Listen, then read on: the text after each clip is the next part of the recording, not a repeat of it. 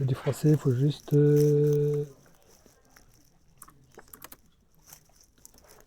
Donc on imagine qu'on a du code avec voilà, dièse ifdef, un petit dièse else et puis un petit dièse indif. Ce code, d'après vous, est-ce qu'il est correct ou pas? Est-ce qu'il est censé compiler ou est-ce qu'il peut compiler? Est-ce qu'il a le droit? Est-ce qu'il est obligé? Qu'est-ce qui se passe? Plus gros, ouais. Euh, Ouais, là, ça compile.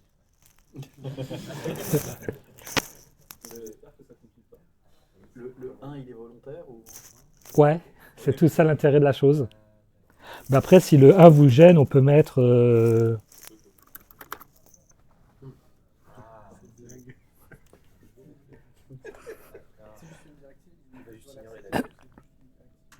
bah, en fait, ça va pas compiler. Mais par contre, ce qui est amusant, c'est qu'en termes de grammaire, ça rentre dans la grammaire. C'est-à-dire que la grammaire pour le préprocesseur, elle définit qu'il y a certaines directives définies comme ifdef, else, endif, mais elle définit aussi, alors je ne sais plus le terme exact, mais c'est un truc du genre une directive custom, qui peut être n'importe quoi, qui est absolument pas spécifié, qui du coup, mais qui fait partie de la grammaire. C'est-à-dire que c'est conditionally supported ou quelque chose comme ça, donc c'est-à-dire qu'il y a toutes les choses que vos compilateurs, s'ils ne sont pas complètement idiots, ils les refusent. Mais par contre, s'il y a un compilateur qui accepte un truc comme ça, d'un certain point de vue, enfin, c'est litigieux de savoir est-ce que c'est une extension du compilateur ou pas. Parce que d'un côté, oui, c'est pas quelque chose de supporté, mais d'un autre côté, c'est quelque chose qui est inscrit dans la grammaire du langage. Donc, est-ce que c'est une extension ou pas? C'est difficile à dire, mais n'écrivez pas ça. Hein. Voilà, c'est tout.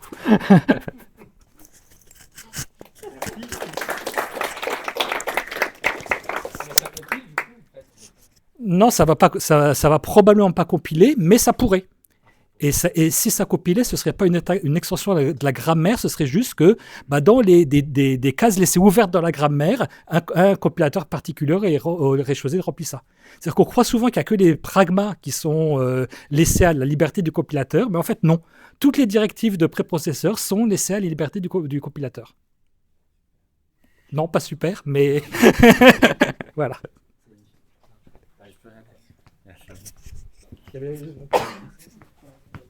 Ah, il y avait... Ah. On va faire ça. HDMI ou USB-C? HDMI.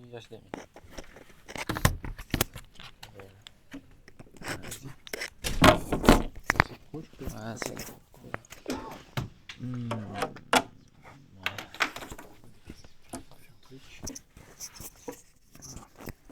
Je pense que je le mets comme ça sur la planche. Ah, super.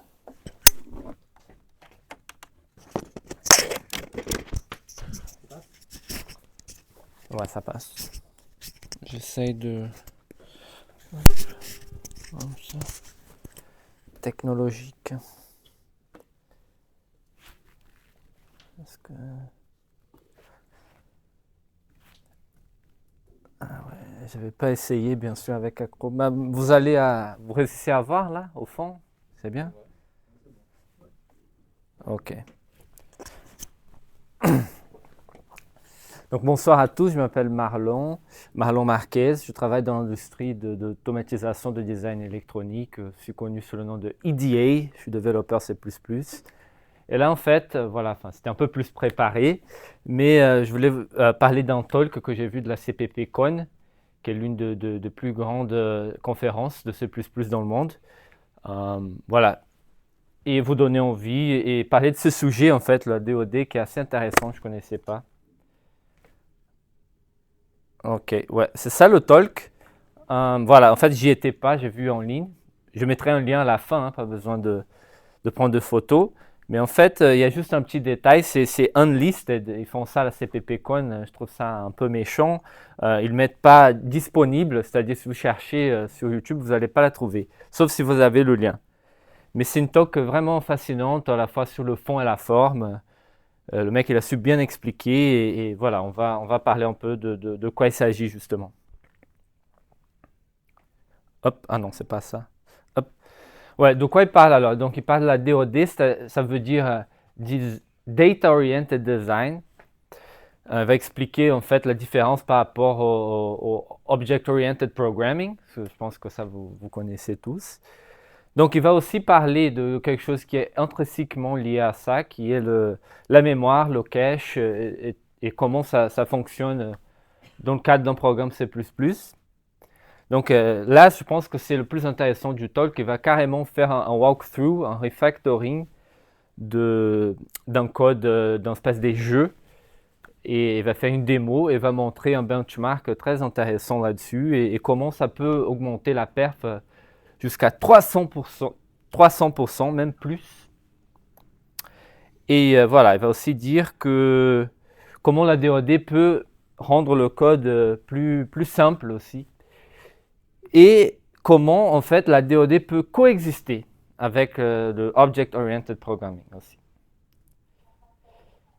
Et ouais, enfin bon, capture d'écran, pas très jolie, mais voilà, en fait, c'est génial comme idée de benchmark. Voilà, au lieu de mettre des graphes comme ça avec des barres, voilà, il est juste mis carrément en jeu et on peut voir les framerates. Donc à gauche, voilà, ça commence à 30 fps et à droite, ça peut aller jusqu'à 150 même fps avec les optimisations. Et oh là là. Oh, pardon, il y a trop de slides. J'avais caché ça. Mais bon. C'est quoi? Oh non. Excusez-moi. J'aurais dû rester sur PowerPoint. Ok, donc déjà, qui connaît déjà Data Oriented Design? Juste par curiosité. Oui, la plupart. Une bonne partie, mais bon, une autre partie ne connaît pas. Voilà, c'est quelque chose qui est très connu dans l'industrie des jeux. Peut-être que quelqu'un pourra en parler plus profondément après. Mais pour moi, ce que j'ai retenu, c'est que c'est quoi? C'est une approche pour optimiser la perf, basée sur le fonctionnement des caches de l'ordinateur. Donc pour moi, ça aurait pu être appelé aussi Cache Oriented Design, parce que vraiment, le cache joue un rôle très important. C'est quelque chose qui est important dans l'industrie des jeux, comme je disais. Et l'idée, en fait, comme le nom dit, c'est d'organiser le code autour de la data. Pas la big data, le cloud, non, rien de tout ça. La data dans le sens pur du terme, c'est-à-dire les floats, les variables que vous avez, les floats, les doubles, les entiers. Voilà, vraiment les données qu'on utilise dans nos quotidiens en tant que développeur C++. Et contrairement à ce qu'on peut avoir dans l'Object Oriented Programming, où on dit non, il faut faire des abstractions, il faut cacher les détails d'implémentation, la DoD va vous dire de faire le contraire, de l'exposer la data. Et vous allez voir pourquoi, tout est lié à la perf. Et aussi un autre principe, ce serait de penser aux opérations au niveau des batchs. Quand on fait l'Object Oriented Programming, on peut avoir tendance à penser à un type, un seul objet qui est censé faire des opérations. Mais le DoD va vous dire, non, pensez en fait à l'ensemble des objets et comment vous pouvez opérer sur tout ça d'un seul coup. Et aussi, d'un côté plus philosophique, il faut penser aux problèmes actuels et pas trop essayer de prévoir à l'avenir ce dont on aura besoin. La DoD, c'est plus, ça privilégie l'instant présent.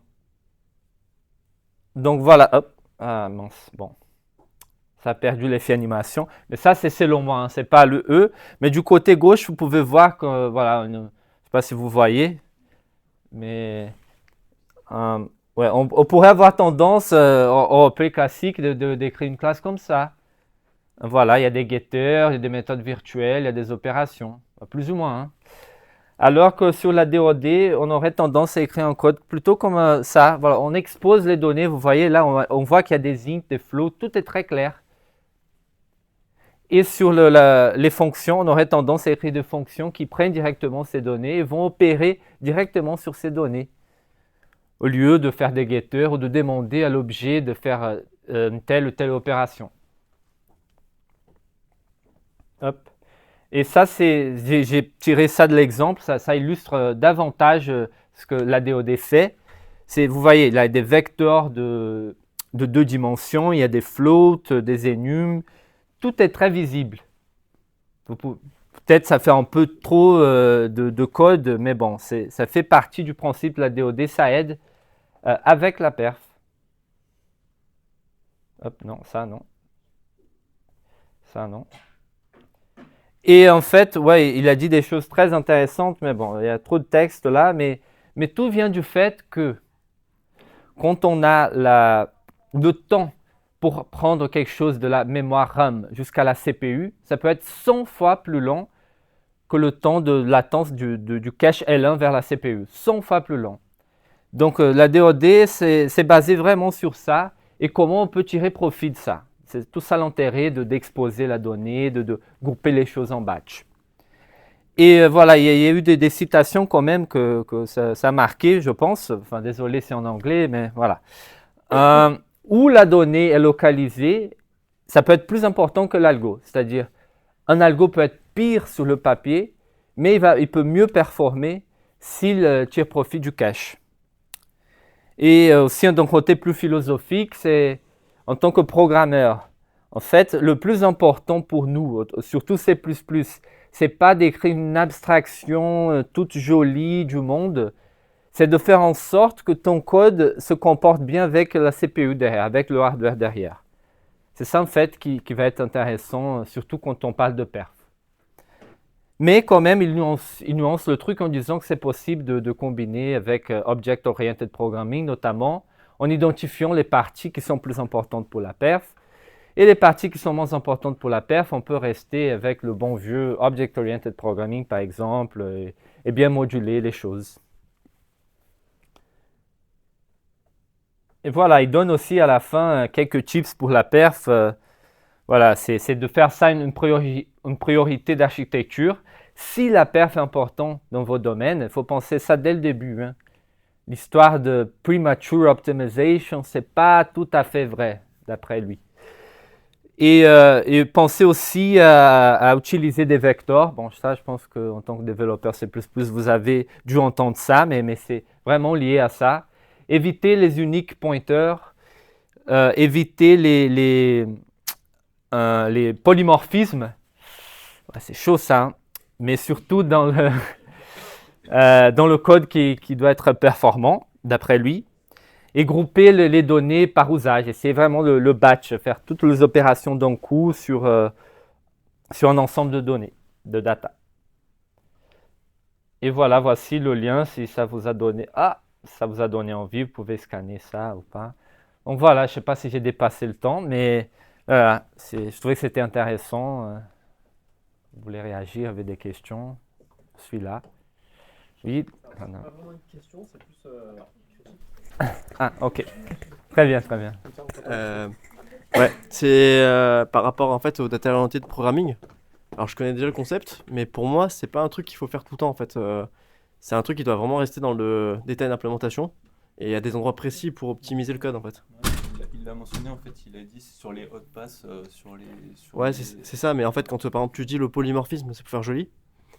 Le polymorphisme, c'est quand même le seul moyen qu'on a pour faire de la dépendance d'injection en C++, enfin un des seuls. Effectivement, tu peux faire ça avec des templates, avec du préprocessing et tout, mais c'est hyper compliqué à maintenir. Et ça reste quand même pour des trucs, quand tu es sur des endroits qui servent à lier du code, à cet endroit-là, je pense que c'est important de faire de l'orienté objet. Et le data oriented programming, effectivement, pour avoir du code cache friendly, c'est pas mal. Mais d'un autre côté, c'est hyper dur avec le debugger de voir quelles données. Par exemple, en fait, en data oriented programming, au lieu d'avoir par exemple un vecteur de carré, tu vas avoir un vecteur de coordonnées x, y, largeur, hauteur, tu vois par exemple. Si tu veux avoir donc l'objet au total, ça va demander un effort supplémentaire au debugger. Et en plus, il va falloir aussi que tu fasses attention que tes vecteurs soient cohérents en termes de taille. Donc ça, t'as une chance de plus de te tromper, tu vois. C'est pour ça que c'est un trade-off en fait. C'est pas magique le data oriented programming. Enfin, c'est mon avis. Après, Non, pas si très quelqu'un- bien, très bien. C'est très légitime, hein, c'est un sujet très intéressant, merci. Je suis d'accord. Ah, il y avait quelqu'un. Et si aussi. Merci. Peut-être me rapprocher un peu. C'est peut-être difficile de m'entendre devant. Moi aussi, c'est un concept que je connais déjà, parce que je fais pas mal de jeux vidéo. Et il y a un concept qui n'a pas été détaillé dans la présentation là tout de suite, mais on le voyait peut-être sur le slide, utiliser des vecteurs T plutôt que des vecteurs de unique PTR sur T. C'est le concept de structure de tableau versus tableau de structure. C'est toujours pour être cache friendly et avoir directement toutes vos données sur lesquelles vous pouvez itérer et les toucher tout de suite, et pas itérer sur des pointeurs qui font vous balader en mémoire, générer d'autres cache miss, etc. C'est vrai que c'est pas facile à maintenir, notamment dans le JV. Souvent, c'est difficile d'avoir juste une partie qui est là-dessus. C'est une grosse partie du moteur ou c'est des parties très spécifiques du moteur qui sont dessus. Enfin, ça revient sur une partie, mais la partie qui est avec ce concept, elle est large. Genre, le moteur physique, on est content quand il tourne de cette façon. La partie moteur de jeu qui gère les systèmes de jeu, c'est assez hardcore à écrire. C'est facile d'écrire un moteur qui fait ça une fois pour faire un essai. Écrire un moteur sur lequel n'importe qui peut faire des jeux avec et donc continuer à respecter ce design, c'est plus complexe. Mais par contre, Pour des moteurs in-house, alors. ouais, c'est plus souvent sur des moteurs in-house. Mais il y a une grosse réflexion dans les moteurs plus larges pour l'avoir pour tout le monde parce que le gain est impressionnant. Et le dernier point que je voulais ajouter là-dessus, c'était que... je pense que j'ai oublié. Ah non, c'était par rapport au polymorphisme. C'est vrai que quand on est sur ce genre de concept et on veut toujours être cache-friendly, le polymorphisme, on a souvent cette impression de on va essayer d'éviter au maximum l'héritage, et pas que passer par du data-oriented programming, mais aussi passer par plus de composition, plus de concepts, où quand on fait du C++, où on veut de la perf, on est proche du cache, on essaye d'éviter l'orienté objet. Ça peut paraître contre-intuitif, mais c'est vraiment, en tout cas, de ce que j'ai vu, notre target, c'est souvent d'éviter cette direction, mais par contre, c'est vrai que c'est dur. C'est vrai que c'est dur. Si tu veux moquer des parties du code, faire des astuces, c'est un peu... Mais peut-être que je vais prendre la parole après pour discuter de mocking. C'est un autre... Ça mérite un talk de 60 minutes, là. C'est pas mal. C'est ça. Mais voilà, en tout cas, c'était mon retour là-dessus. Je te rends le sceptre. Je pense qu'il y avait une question ici aussi. Je sais pas si on peut... Non, il n'y avait pas. Ok. Merci beaucoup. Merci. Merci à vous.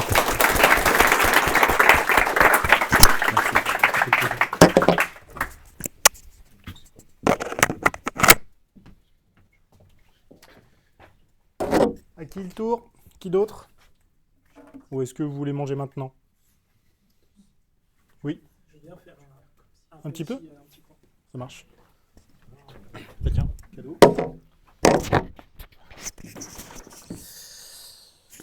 Qu'est-ce que tu m'as envoyé? Non, c'est juste Ah d'accord. en rebond sur la conversation qu'on vient d'avoir. Pour parler du mocking, est-ce que j'aimerais bien faire une petite poule sur ce sujet? Parce qu'on a eu ce sujet il n'y a pas longtemps au boulot sur le fait d'avoir des tests unitaires. Il faut moquer les dépendances pour pouvoir tester unitairement notre code. Et moi, mon avis là-dessus, c'est que dans le cas qu'on a actuellement, ça paraît pas très useful. L'idée, c'est que c'est pas une dépendance qu'on va moquer. On en a discuté justement avec Vivien.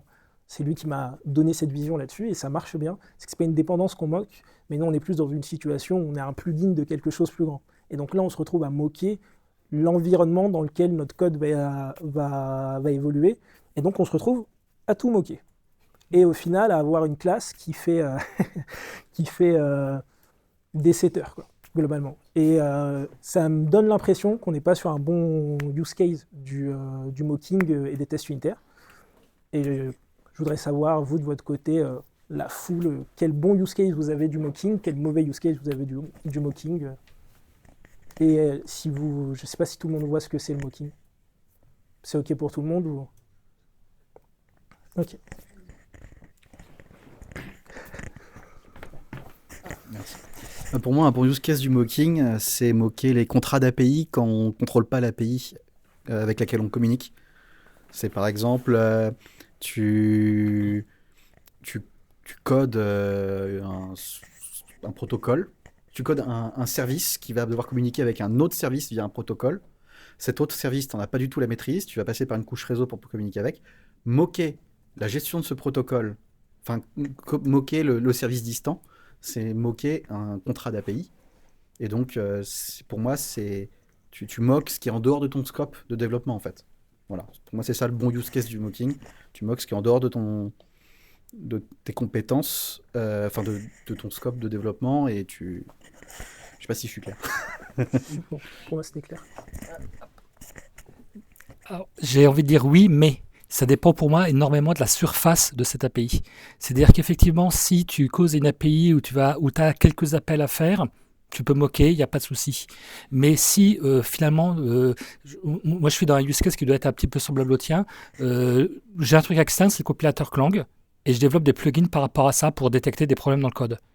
Moquer l'API externe, ça veut dire moquer Clang, moquer un compilo. Je te laisse là, en fait, on se retrouve directement dans un cas où finalement l'API avec laquelle je communique, c'est des centaines de classes avec tout plein de fonctions. C'est un comportement très complexe. Et en plus de ça, la plupart des problèmes que nous, on va avoir ne sont pas liés uniquement à notre code, mais liés à notre mécompréhension de ce que l'API avec laquelle on communique va nous fournir. On s'attend à avoir un arbre syntactique qui a une certaine forme, il y en a une autre, on ne s'y attendait pas, et ça va poser problème. Donc si on moque, même si on faisait l'effort totalement, c'est Sisyphe là, à ce niveau-là, mais même si on faisait l'effort de moquer tout ça, on ne répondrait pas au vrai problème parce qu'on moquerait avec notre compréhension de ce qu'est censé faire l'API et non pas avec ce que l'API fait réellement.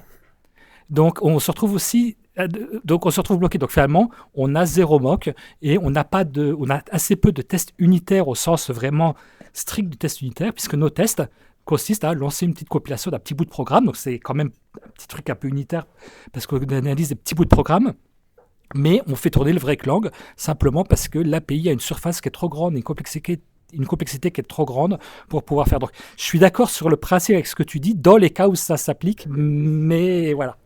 Et je pense que tu dois être certainement dans une situation un petit peu semblable, où ce avec quoi tu communiques n'est pas forcément clairement défini, à une grande surface de communication. Et donc, moquer ça, finalement, tu risques de viser à côté, quoi. C'est parfaitement le même use case et c'est l'impression qu'on avait. Mais comme ça a lancé un peu une conversation quand on était au boulot, je me suis dit que c'était la bonne occasion pour en discuter. Comme il y a eu le sujet du mock qui est revenu, je me suis dit, bon, bah parfait, on va poser la question.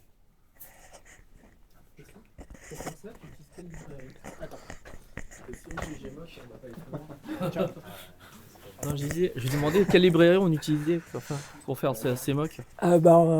Pour revenir sur ce que tu viens de dire, je pense qu'on va pas aller très loin. Parce qu'on est dans un use case où on est bloqué avec un legacy qui a environ 15 ans. Et ce qui nous est accessible est souvent assez restreint. Actuellement, ce qu'on a d'accessible, c'est Gmock. C'est Gmock. Gmock, c'est hard. Hein. En plus, Gmock, sûrement 15 ans dans le passé. Personnellement, ce que j'utilise pour faire des mocks, c'est je mets une interface et en fait, je code le mock à la main avec une structure. C'est vrai, pour revenir sur ce que tu viens de dire, que le premier use case qu'on a fait, par contre, c'est qu'on a moqué côté template à la main en fournissant en paramètre template soit une structure qui utilise directement notre dépendance, le tools qui dépend de nous plutôt, soit notre structure moquée. Je sais pas si tu veux parler avant ou... Ah. Ok, c'est marrant. Moi, j'ai très souvent entendu dire que le moment où tu commences à faire des mocks, en fait, t'es en train d'abandonner tes tests unitaires et que tu commences à faire des tests d'intégration. En fait, tu perds... en fait, si tu commences à moquer l'intégralité de ton logiciel, tu as besoin de tests d'intégration. Je vois ce que tu veux dire. Si tu sais pas commences si à c'est faire ça, expliqué, la bonne direction, c'est entendu. plus avoir des tests d'intégration que moquer tout ton environnement pour avoir un test unitaire.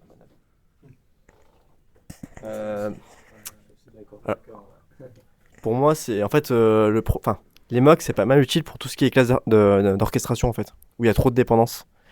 Et le fait d'avoir justement la possibilité de moquer, ça permet d'avoir des vrais tests unitaires et pas des tests d'intégration. Parce que les tests d'intégration, quand on est dans un domaine très métier, c'est manable. Par exemple, nous on gère un moteur de calcul. Il y a des règles assez chiadées, quoi, avec tout un tas de microservices. Et s'il y a un microservice qui est changé, les tests d'intégration pètent. Et ça, pour les corriger, c'est un métier, quoi. Il faut un électricien pour comprendre les valeurs qui sont modifiées, etc. Et les tests unitaires, du coup, là, le fait de moquer, ça a du sens, parce que du coup, tout ce qui est orchestration, tu peux mettre des valeurs factices. Donc tu peux voir si c'est la mécanique qui a été pétée, ou si c'est une valeur qui a changé. C'est une valeur métier qui a changé, quoi. Et donc en fait, quand tu fais des mocks, sur la classe d'orchestration, tu vas tester la mécanique d'orchestration. Tu vois ce que je veux dire ? Oui, je vois. Et il y a ça. Il y a un autre domaine où c'est utile, c'est aussi dans tout ce qui est UI. Parce que par exemple en WPF, tu lances un test unitaire, là c'est du C#, pardon. Tu lances un test unitaire qui appelle de l'UI, ça crache. Donc t'es obligé de moquer. Ok. Et tout ce qui est web, parce que des fois tu peux avoir des problèmes. Enfin, nous on lance des tests unitaires sur les pipelines. Lancer des appels web sur les pipelines, c'est immaintenable. Donc le fait de moquer les appels web, c'est très salvateur. Ok. Donc voilà, c'est ce que j'ai. Pour répondre à ce que tu viens de dire, le dernier use case, je jamais vu, je te fais confiance pour la partie web. Pour la partie, je garde en tête aussi la partie qui fait sens, c'est-à-dire si tu as une API, quand tu veux la tester, elle crash. Voilà, je suis d'accord qu'il n'y a sûrement pas d'autre solution de la moquer pour pouvoir faire tes tests. Mais le premier use case que tu as donné, on y a pensé aussi quand on a discuté, le fait que sûrement un cas qui ferait sens, c'est si on a un algo précis qu'on veut tester et s'assurer que lui, il fonctionne toujours. Ouais. Et donc que là, on est un peu dans une situation où notre dépendance est moins importante pour ce qu'on est en train de produire là tout de suite, dans le sens où c'est l'algo qui est important pour nous, pas trop le lien qu'on a avec ce qu'on utilise. Mais c'est un cas minimal qu'on n'est pas sûr d'avoir de notre côté, mais en réfléchissant, on était tombé sur peut-être ce use case aurait été intéressant. Et ça permet de faire des tests unitaires, enfin des tests qui sont très faciles à maintenir, parce que du coup, en gros, tu vas juste tester, tu vas juste mettre un compteur pour savoir si la fonction a bien été appelée, quoi. Oui, et c'est tout. Et c'est très facile à maintenir. Et dernier point là-dessus aussi, c'est que côté JV, avec mon associé, on a fait beaucoup de mocking au début pour tester notre jeu vidéo. Et ça a commencé à devenir très très long. Et c'était vraiment difficile à maintenir. Et donc on a arrêté après coup, on est passé sur les tests d'intégration. On a beaucoup investi sur les tests d'intégration. On a fait quelque chose de plutôt stylé, mais c'est pour un autre talk, je pense. Et in fine, c'est ce qu'on a de plus facile à maintenir. Ah bon. De nos tests d'intégration, nos scénarios pour tester toutes les situations de gameplay et avoir des tests de non-régression aussi. Dès que notre client nous remonte un bug dans le jeu, on peut facilement écrire un test et on sait que ça tournera toujours dans notre CI/CD. Parce que justement, un autre use case qui est pas mal pour le mocking, c'est justement d'accélérer les tests. Parce que du coup, tu peux enlever des dépendances. Dans tout ce qui est classe d'orchestration, tu vas pas être obligé d'instancier la database, le machin, nan. Tu peux tout mettre derrière une classe abstraite, derrière une interface qui justement va être implémentée via un mock, et du coup il n'y aura pas tout ça, quoi. Et du coup ça permet d'alléger les tests et de les accélérer.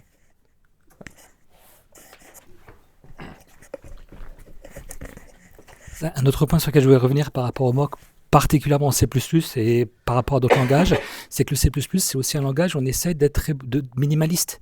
Et mettre en place des mocks, ça demande d'introduire une indirection à un moment ou à un autre, de façon à pouvoir basculer entre la vraie implémentation et l'implémentation moquée. Alors ça peut se faire par du polymorphisme, mais il y a plein de cas où on n'a pas envie de mettre du polymorphisme. Ça peut se faire par des templates, mais si on commence à faire ça par des templates, on commence à templatiser l'ensemble de notre code et à tout compiler une fois et à avoir tout dans les headers et à avoir un truc où on s'en sort plus non plus. Donc il ne faut pas oublier non plus... c'est un truc volontaire que le test influe l'architecture du code. C'est normal, c'est voulu et c'est bien. Mais le mock influe l'architecture du code pour des raisons techniques propres au mock et pas forcément pour avoir du code bien designé, mais plutôt parce que pour pouvoir injecter quelque chose, on est obligé d'introduire une indirection là où une indirection ne serait pas forcément nécessaire à la base. Donc c'est aussi un point où dans les couches bas niveau, on a besoin de perf, etc. Par contre, un orchestrateur haut niveau, là, on s'en moque de l'indirection, on s'en moque de la baisse de perf. Donc ça dépend aussi, à mon avis, à quel endroit moquer, quoi. C'est pour ça que je disais que le data-oriented programming, c'est bien pour les détails d'implémentation, et que l'object programming, c'est très mieux tout ce qui est orchestration en complet. Et les mocks en font partie, quoi. Ouais.